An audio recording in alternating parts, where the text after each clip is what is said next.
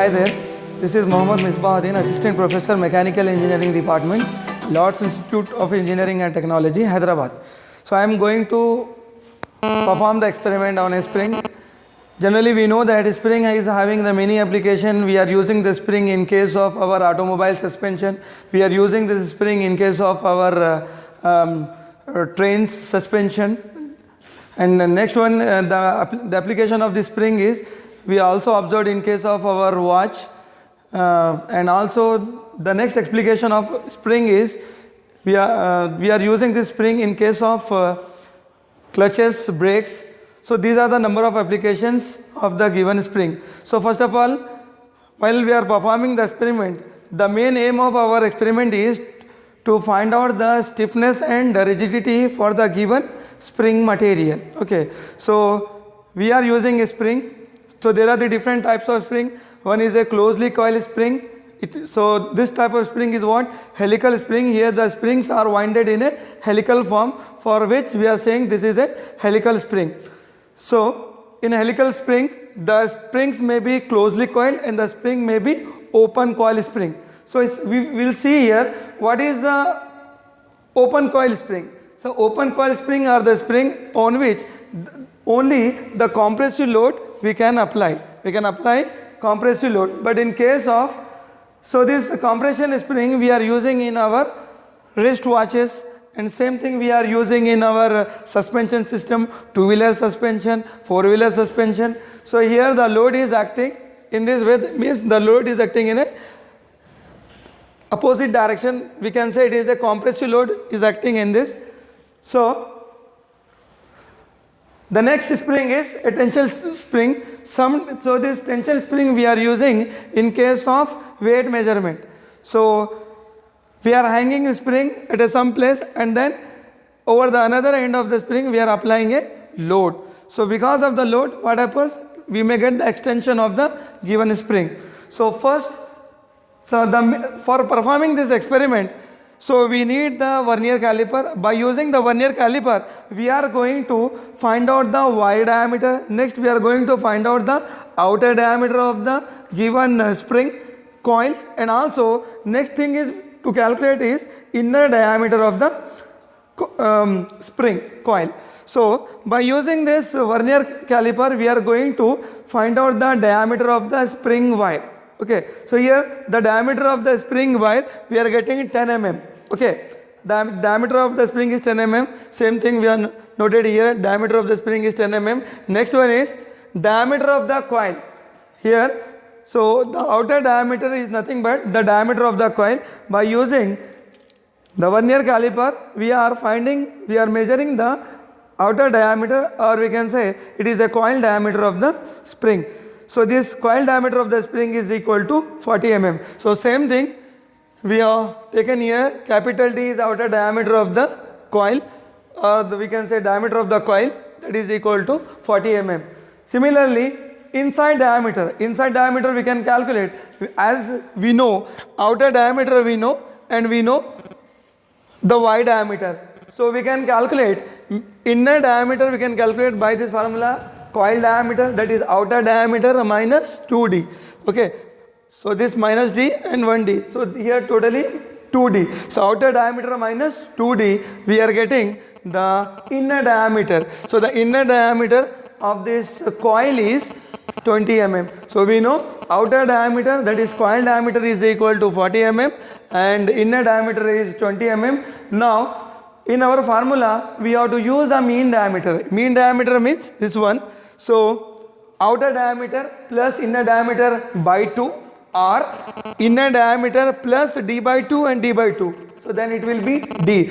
So mean diameter will be inner diameter plus D, or we have another formula for calculating mean diameter. Mean diameter is equal to inner diameter plus, that is coil diameter, divided by 2. So with this we can get mean diameter, or else by using this inner diameter from here to here distance will be d by 2, and from here to here d by 2. So inner diameter plus d by 2, it becomes d. Inner diameter plus d. So inner diameter we know 20 mm out, and wide diameter is 10 mm. So we got the mean diameter as 30 mm.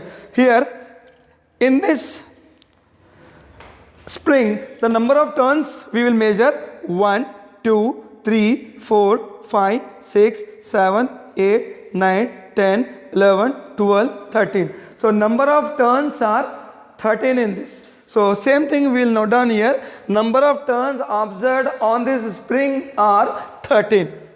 So now what we will do, we will place this specimen between the two jars, and by using a hydraulic pressure, by using a hydraulic force, we are stretching this object. Okay, so same thing we will measure, the experiment we will do. Here we are performing a test on this helical spring. Here we can see that this helical spring is a closely curved, means there is no gap between these turns. Number of turns are there, between these turns there is no gap. So what we are doing, we are placing this specimen between two jars, and then by using a hydraulic pressure we are stretching the given spring. So we can say the tensile test or tension test we are performing on the given spring. So as you can observe, before applying there are the two dial indicators. So this is a dial indicator which shows the load. So by using this hydraulic device, we are applying a load. So which kind of load we are applying? We are applying a tensile load, or we can say it is a tension load we are applying. So here this first dial indicator shows the load which we are applying over the spring. So this load is in terms of kg. The next one is another scale we have. This is the scale which measure the deflection of the spring under the given loading condition. So initially here there is no load condition. At no load condition, here initial deflection we observed as 0 before applying the load here. So before applying a load, while we are fixing this spring, so we have to release the wall. After releasing the wall, then only we have to fix the given spring, and then we have to tighten this arrangement. Okay, we have to rotate the knob. After rotating, we can see here there is no load, the load is 0, and this pointer shows the deflection. Here the deflection is 0. Now we will apply a load by using this hydraulic device, hydraulic machinery. So first of all, what we have to do, we have to place this knob in an operating condition. Okay, we have to fully rotate, fully tight this knob, and we can say that our system is in a operating condition. Now by using this handle, we are applying a pressure on this hydraulic device. So here pressure is developing here. So same thing we can measure. The load is increasing. The load is increasing over this spring, and we have reached the 400 kg load. It means that we applied 4 kg load over this spring. Same, the deflection is observed for this 400 kg load is, the pointer is on a 20 mm. So we got that initial deflection is 0 after applying, initial deflection is 0, and after applying 400 kg load, here the deflection we got 20 mm. It means here after applying a load, this spring got stretched.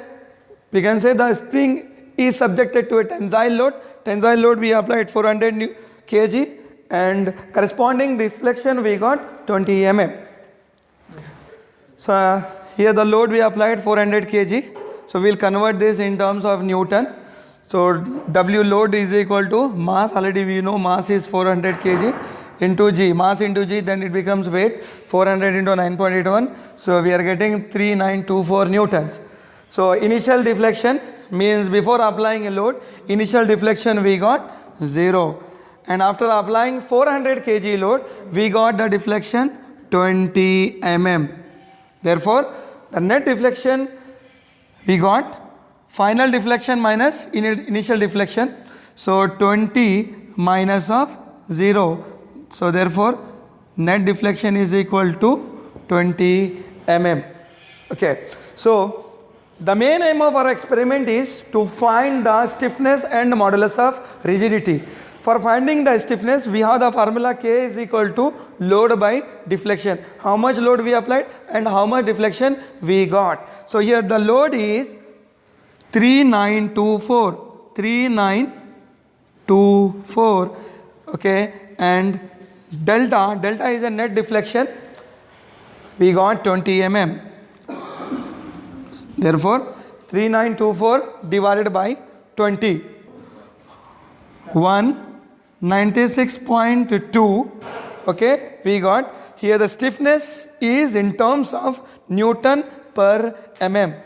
Stiffness we are getting in terms of Newton per mm. Next thing we have to find is modulus of rigidity for the given steel material we have used for making the spring.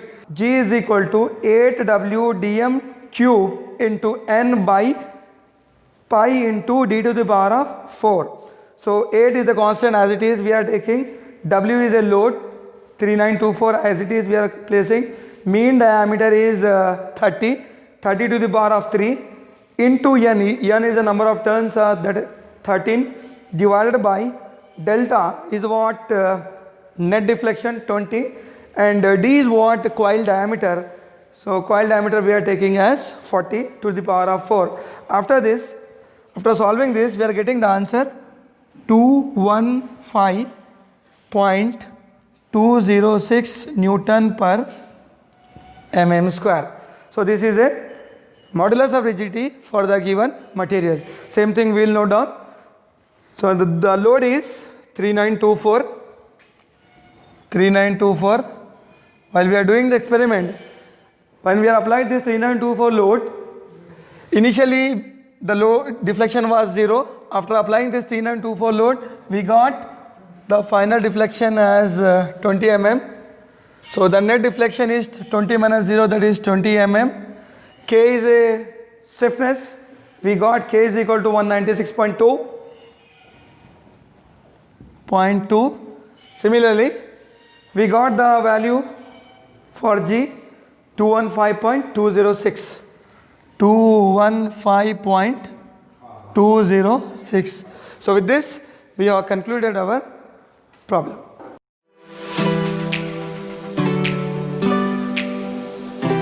In first part we have performed the experiment on this closely coiled helical spring, and then we got the stiffness for the given spring material, and similarly we got the modulus of rigidity. So the next spring is a open coil spring, means we can observe there are the number of turns. So there is a gap between these turns. So we can say that this is a openly coiled helical spring. Okay. So first of all, what we have to do? We have to find out the diameter of the given wire. Diameter of the given wire we are measuring by using vernier caliper. So here diameter of the given wire is 16 mm. So same thing we will note down in this data.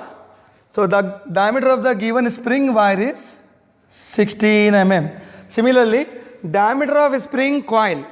Here spring coil means external diameter of this spring. By using vernier caliper we are finding the coil diameter. So I am measuring as 100 mm. So diameter of the spring coil is 100 mm. Spring coil diameter is also called as external diameter. Similarly, we have to find out the internal diameter of this spring. Internal diameter we are getting 70 mm. So 70 mm. Next one is We have to find out the mean diameter. Mean diameter we can find out in this way. So inner diameter plus d by 2, d by 2. What is d? D is a diameter of wire. So mean diameter is equal to di plus d. So inner diameter is 70 mm plus wire diameter is 16. Okay. 70 plus 16, 86. Mean diameter we are getting 86. Similarly, we have to note on there are how many number of turns. So we can see 1, 2, 3, 4. So number of turns are 4. Now we are applying a load on this. So we are doing now we will do the test on this spring. So we can apply compressive load, we can apply tensile load. So what we are doing in this case, we are applying a compressive load. Same thing we will measure, we will observe in case of our experiment. Now we are placing this spring between the two plates. So by using the hydraulic machines, we are applying a compressive load. So this is a handle, we are moving up down so that after applying the force, here the hydraulic system get activated and the spring is subjected to a compressive load. So initially we can observe before applying a load, here load is 0 and extension or we can say compression of the given spring is 0. After applying if the load increases, the spring get compressed. Okay. So now we will see that the pointer is on a 0. The pointer is on a 0. It means that there is no deflection. There is no deflection means there is no load. Now, what we are doing? We are placing our knob. We are rotating our knob to right hand side. Then our hydraulic system is in a operating mode. Slowly, by using this handle, we are applying a pressure over the hydraulic system. In turn, hydraulic system applies the force over the springs. So we can observe the pointer of this load indicator moves and it is on 400 kg.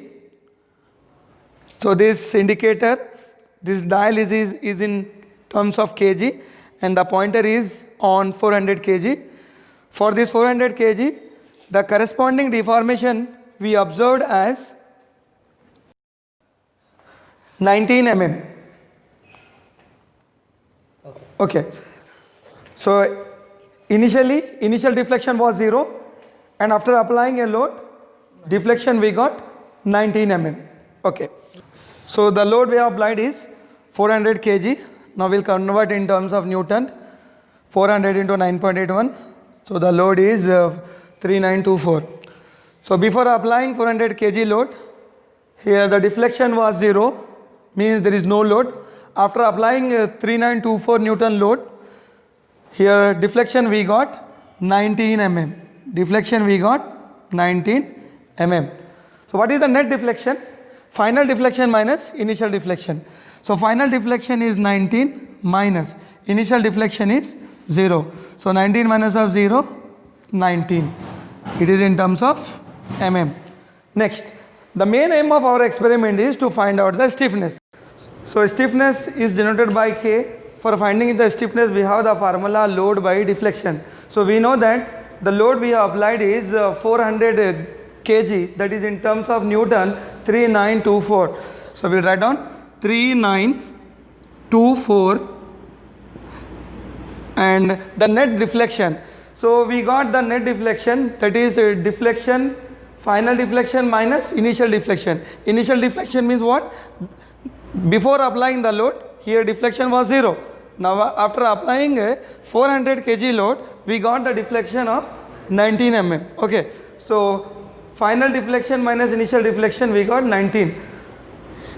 Same thing we will write down here. Therefore 3924 by 19. So 206.526. The unit of the deflection is stiffness is Newton per mm. The next thing we have to find out is modulus of rigidity.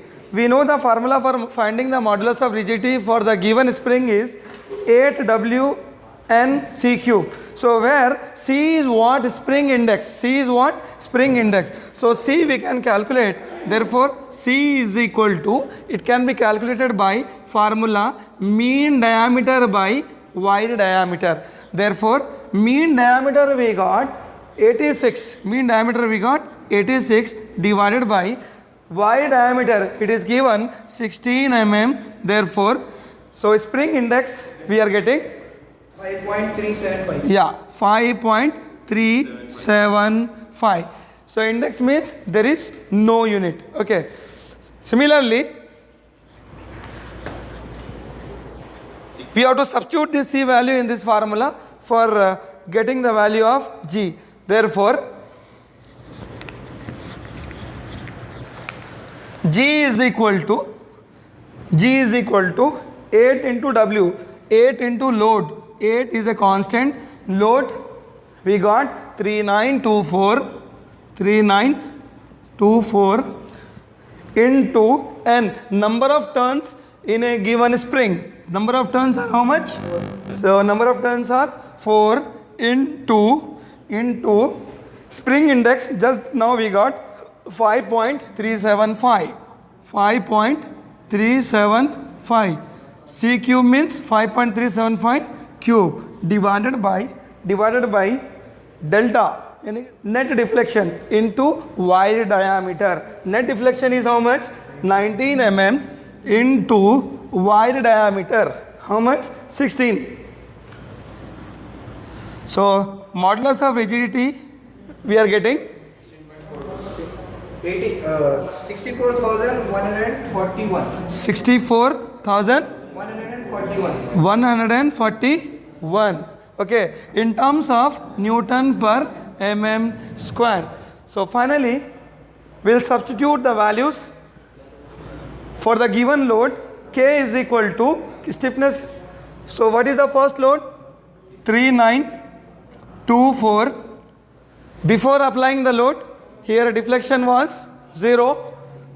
Now after applying a 4 kg load, deflection we got 19 mm. Final deflection minus initial deflection 19. Stiffness for the given load we got 206.526. 206.526. And for the given load, corresponding modulus of rigidity is 64141. Okay. So with this we have concluded this second part, that is test on a spring. We are applying a compressive load. Okay.